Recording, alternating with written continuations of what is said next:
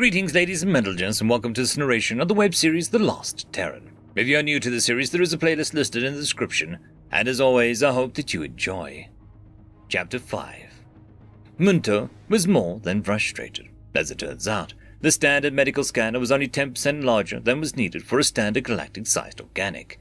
Given the substantial larger alleged Terran Rix, Munto had to recycle the scanner for a larger template normally used by non-sentient animal organic medicine, something Rix called a vet. Munto tried to search this term, but wasn't certain how it applied to survivors/former active participants of warfare, a concept that they and most Tassets found to be truly abhorrent. What made it worse was that the Terran didn't seem to have any alternate definition that fit within the known database lexicon. And Rix was still ungarbed, despite the complications with the medical scanner and Munto's suggestions that the physical did not require clothing removal. Nah, every physical that I've ever had, the most I've had was a basic paper sheet. I don't figure you've got one of those lying around, and it wouldn't matter about printing one up since it's just you and me here, Rix had said. The only problem was that the larger medical scanner would require the Terran to help set it up, and it would take up a substantial subsection of the room. Munto tried not to think about it too hard. Munto focused instead on talking with the Terran, their data queries regarding the TCC having come back. Regarding your query regarding the conflict between the TSC and the TCC, Munto started, and Rix perked up substantially. It appears that the conflict was in fact ended by a third party. Rix's face appeared to screw up in concentration. The Flicks? Or was it somebody else? He prompted, appearing to be trying to think through this knowledge of the time. According to the records, which are a bit haphazardly filed, it appears that a kind of mutual defense pact was activated, and an organization by the name of Terrasol Federation sided with the Flicks and some 4 other organizations of the time, and shortly afterwards, your TSC and the TCC entered into an alliance, effectively ending the conflict. Although for reasons that aren't apparent, Munto said, running virtual appendages through the files again. Rix sat in quiet contemplation for a long while, appearing to take this news rather differently than Munto had come to expect in short time in knowing the alleged Terran. I always figured those TFSs were out their grip when it came to spacefaring. They must have hit upon something to make it possible, though, was Rix's eventual comment on it. Are you feeling up particular emotions over this? Munto asked. Yes, but I probably need to talk them through with the head doc. Do you still have those? Rix seemed to pivot on the subject so quickly that it made Munto's circuits skip a pulse. Psychological medicine is available for most organics and is considered to be a common best practice in mental well-being, Munto said, reading almost directly from top-level database about organics. That's good to know that not everything has changed. Rix appeared to relax, but was still thinking. Munto checked the printer that was in process of augmenting the walking frame with Terran-grade ocular sensors, a spectrum that seemed horribly inefficient for what it did, as well as a printer working on the vet medical scanner. The first was at 23%, and the other was at 79.2%. Strangely, the ocular sensors were taking a substantially longer because of an unexpected level of complexity. So what happened to the TSF, then, And what's this galactic society you've mentioned? Do we find aliens? Rix asked, drawing Munto's attention. The TSF and associated alliances was dissolved some 50 years later in favor of the Galactic Council, an organization which became the foundation of modern galactic society. Naturally, it has changed substantially since it was first founded, though. As to your other question, galactic society is not Terran-centric anymore, it involving no less than 750 distinct sentients, all of whom are a mix of organic, inorganic, and some equivalent distinction, Munto said, flipping between data files and watching the percentage slowly creep up. Why, no less than. Rix seemed to have caught the worst part of the statement, because Munto then had to go looking quickly for the answer. It took less than a second, but it was still annoying to have to look. Why couldn't this alleged Terran ask about planets and stars? Because the level of sentience is an eternal subject of debate for Galactic Council. There are those who argue for one measure of sentience versus another to cover an associated species accordingly. Munto quoted from the TacitNet page again, before simultaneously posting back to the criteria post that their large medical scanner was necessary to fit the being in question. The response seemed incredulous as to the organic being that large while still displaying obvious sentience. Further responses indicated that this would still be well within the bell curve baseline for Terrans. Oh, well, I suppose that makes sense. What do you think about those debates? What side do you take? Rix asked. I do not take sides in this. Those are the affairs of galactic society, and while Tassets are part of galactic society, we are a wholly neutral body, provided that we are respected accordingly, Munter said affirmatively. Rix appeared to consider this for a moment. So you're like the Centaurians. Never could stand them, Rix said, a semi-serious look on his face. Munter debated looking up the reference, but decided the easiest to make the Terran explain themselves. Please explain the context of that statement, Munter prompted. Oh, always playing that we're neutral card regardless of what's happening. A war happens, somebody gene bombs a colony, somebody else goes on a piracy campaign. Doesn't matter. Just constantly playing the we're neutral. Really quickly turns into the as long as it doesn't affect us, we don't care, after a while. Even though they clearly should care, Rix explained in the longest statement he had made in the last few hours. Munter considered this as well as the logical evidence the Tacet maintained regarding it. There was nothing invalid about it, but based on the Terran's perspective, it did make sense that Tacet should intervene where possible, and it is entirely possible that Tacets had, especially those involved in negotiations with hostile parties.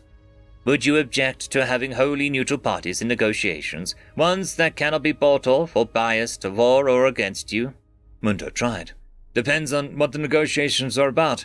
If it's something like a planet, sure. If it's about something like rights of beings, absolutely not. There are some things that you don't compromise on, Rix almost spat out. It was clear that this was a socially sensitive item for Rix, and so Munter decided to steer the conversation away from it. But to answer your question from earlier, yes, Terrans did locate sentient xenospecies and coordinated to elevate them to an equivalent technology level before continuing out into the galaxy to continue to do the same, Munter suggested. Really? No issues with local society development? Just bang, here's some tech now, get into the stars, Rix asked. It was a bit more intensive than that, or so I'm given to understand, Munter said, having glossed over the part of the general database during their formulation. There usually is. I'm surprised we managed first contact without a war, if I'm honest, Rix said. That particular first contact was peaceful. Several subsequent first contacts were not, and did in fact result in armed conflicts. It was out of those conflicts that the Tacets were first designed, Munter said, having an abbreviated history of the origin of Tacets. Then I guess it makes sense that you're massive intelligences. How big was the first Tacet? I bet it was bigger than a cruiser-class vessel. Rix pivoted again, making the circuit seem to grind and the rapid direction shift again. It took Munter a moment to check the TSC database for cruiser-class vessels and was confronted with an almost disturbingly large vessel. It outmassed Munter by several orders of magnitude and was clearly a vessel intended for warfare. The amount of weaponry the basic cruiser class maintained was enough to take and hold the average galactic star system. It seemed to practically be a mobile station unto itself. What made it worse was there was annotations to the file to suggest that the majority of cruiser-class vessels operated by the TSC were retrofitted with additional and more expensive weaponry.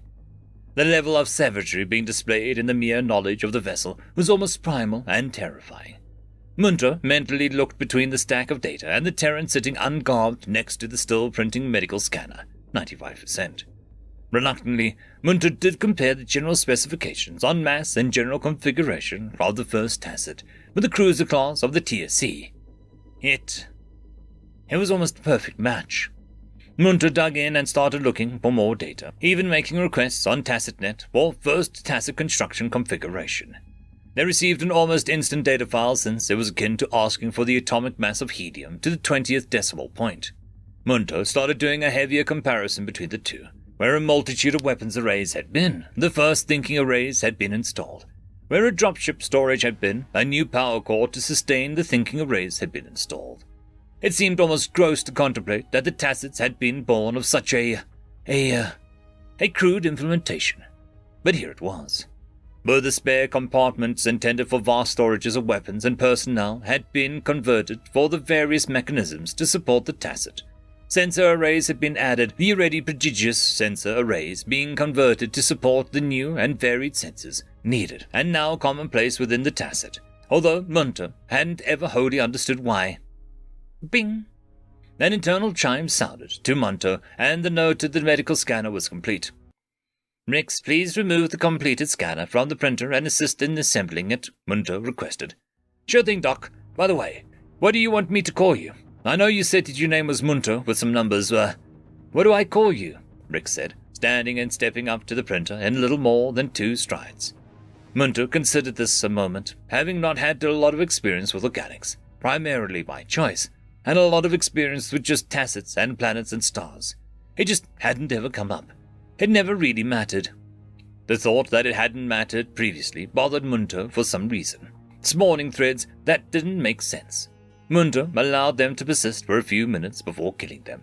In the meantime, Munter answered, Munter is a reasonable shortening. I have no other names.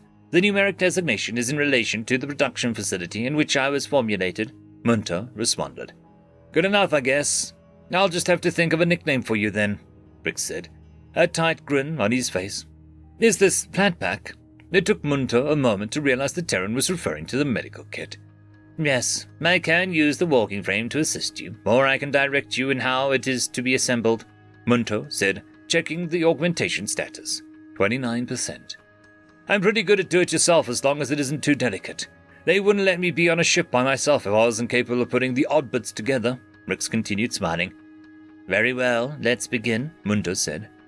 Over the course of the following hour, the Terran had managed to bend several pieces, which should not have been able to bend, at least by galactic standards, and so tools had been required to be printed to straighten the items. It was immensely frustrating for Munter, as they were able to have done it themselves had the walking frame been available in a fraction of the time. But Munter reflected it had been good exercise in demonstrating the alleged Terran's capabilities and biometrics, even if it was somewhat at the expense of a medical scanner. Oh well, it only has to work once, thought Munter, looking at the assembled unit and considering the level of construction that the Terran had managed. Please enter the scanner and hold still for approximately 30 seconds. Please respirate and circulate normally while within the scanner, Munter directed Rix. Wait, is that something species can do? Stop circulation? Rix almost immediately asked, stepping between the 2 of the poles that supported the device. Yes, please do not do that as it would complicate the biometric readings. Munter was directed to get the criteria fulfilled and answered as to whether this was a Terran or not. Sure thing, Munter, Rick said, and stood in the middle and waited patiently. Munter triggered a scanner and waited.